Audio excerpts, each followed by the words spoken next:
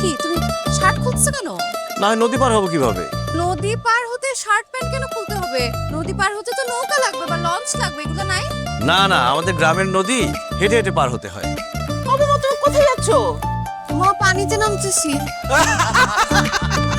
কিভাবে আপনারা হাসতেছেন কেন?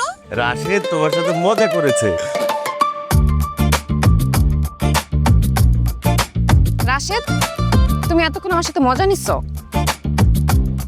ভাইজান গো, কতদিন পরে গ্রামে আসলেন না? আপনার আইবেন, আমার একটু জানাইবেন না তো আমি নদীর ঘাটে নৌকা নিয়ে বসে থাকতাম। রাশেদ, বড় হয়ে গেছো। চাচি চাচি প্লিজ, আমার ডাস্ট অ্যালার্জি আছে, আপনার শাড়িতে মনে হয় ময়লা আছে, সমস্যা হবে। কি হচ্ছে এসব? তুমি কার শাড়ি পরেছো? চাচিমার শাড়ি। আমাকে সুন্দর লাগছে না? এসব সস্তা শাড়িতে কাউকে সুন্দর লাগে না। তোমাকে বাজে লাগছে, বৃষ্টি লাগছে, গ্রামের গরিব মহিলাদের মতো লাগছে। বাবা লজ্জা করে না আপনার? আপনি আপনার বড় ভাইকে সিগারেট কিনে দিচ্ছেন, লজ্জা করবে কিভাবে? গ্রামের মানুষের তো লজ্জা একটু কম।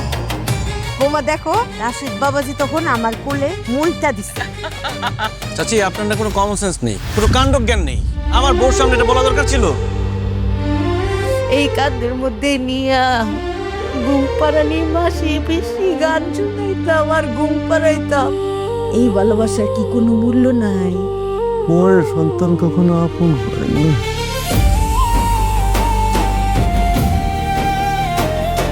কালকের মধ্যে বাড়ি ছেড়ে চলে যাবেন। আপনাদের মতো চাকর বাকর আমার কোনো দরকার নেই। যাওয়ার আগে দলিলটা আমাকে বুঝিয়ে দিয়ে যাবেন, নয়তো ঘাড় ধাক্কা দিয়ে দুটাকে বাড়ি থেকে বের করে দিব।